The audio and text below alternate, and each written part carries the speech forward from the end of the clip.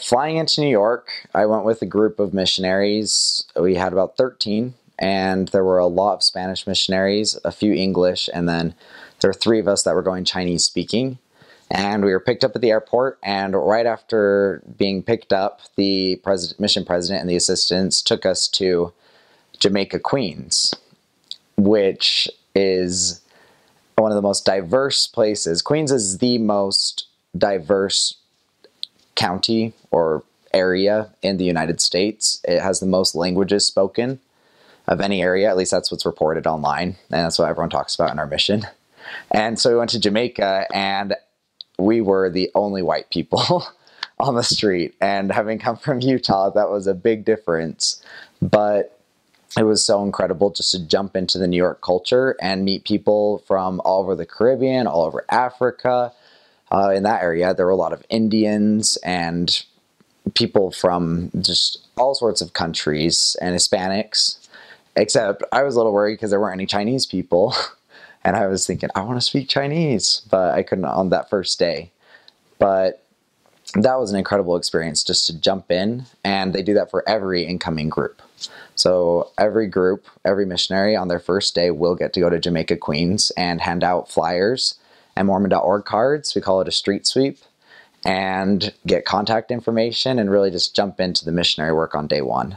That's one of my favorite aspects about just that opening experience in the New York South Mission. And then following that, we go to the mission president's home and have an excellent dinner. And the next day is the transfer meeting where you meet your trainer, which is so fun.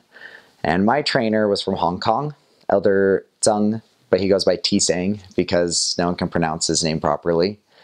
And he spoke primarily Cantonese. And a funny experience that happened when we were leaving the transfer meeting, there was a member there who came to help pick up the missionaries' luggage to take it to their apartments. And I was called to Brooklyn, Diker Heights, Brooklyn. There's a Chinatown down there. They started speaking, he and this member, and they started speaking in what I thought was Mandarin, but I didn't understand it at all. And they were just going back and forth and pointing at things. And I was like, I thought I knew how to say car. I thought I knew this word, but I could not follow anything that they were saying. And I was really worried. It's like, this is not the language I learned in the MTC. But then I just kind of cut them off and said, what are you speaking?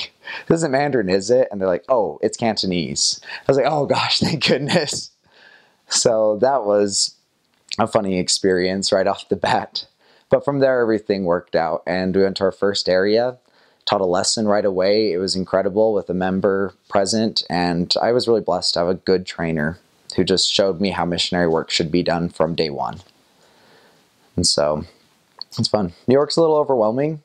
At times it's a big city, as is expected, and especially Brooklyn. It's just that concrete jungle that they talk about.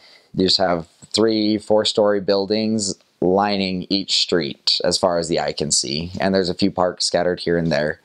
But at first I felt a little shut in, but within a week and a half I just loved it and had a blast there.